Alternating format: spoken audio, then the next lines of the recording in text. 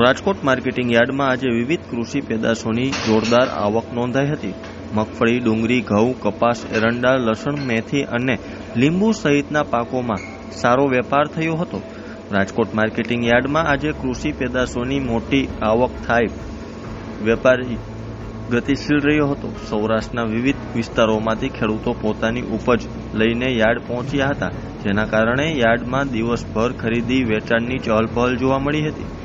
આજે માર્કેટિંગ યાર્ડમાં ઘઉંની સૌથી વધુ 2800 ક્વિન્ટલ આવક નોંધાઈ હતી.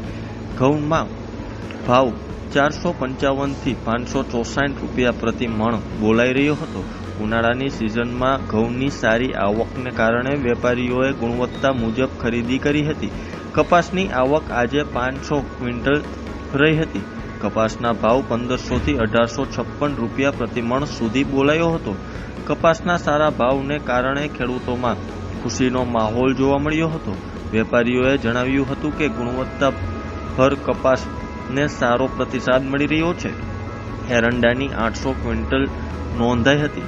એરંડાનો ભાવ 1161 થી 1318 રૂપિયા પ્રતિ મણ રહ્યો હતો. ઓર્ગેનિક ઉપયોગને કારણે એરંડાની માંગ યથાવત રહેતા બજારમાં સારો વેપાર નોંધાયો હતો. શાકભાજી અને મસાલા વર્ગની ઉપજમાં પણ સારો વેપાર થયો હતો. લસણની આવક 420 ક્વિન્ટલ થઈ હતી અને તેનો ભાવ 950 થી 1500 રૂપિયા બોલાઈ રહ્યો હતો. લસણના ભાવમાં ગુણવત્તા પ્રમાણે મોટો ફેરફાર જોવા મળ્યો હતો.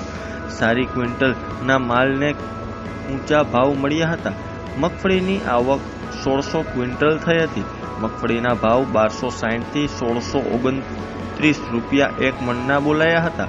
મેથીના ભાવ 300 ક્વિન્ટલ નોંધાઈ હતી. મેથીના ભાવ 1010 થી 1900 રૂપિયા પ્રતિ મણ રહ્યો હતો. વેપારીઓનું જણાવ્યું હતું કે મેથીની માંગ સ્થિર રહેતા સારા ભાવ મળી રહ્યા છે.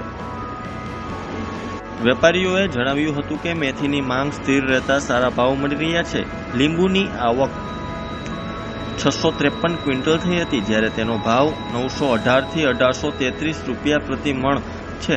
યાર્ડમાં ડુંગળીની આવક 2056 ક્વિન્ટલ થઈ હતી. ડુંગળીના ભાવ 80 થી 61 રૂપિયા ખેડૂતોને મળ્યા હતા. રાજકોટ માર્કેટિંગ યાર્ડમાં સૌરાષ્ટ્રના મહત્વપૂર્ણ કૃષિ વેપાર કેન્દ્રનું એક ગણાય છે.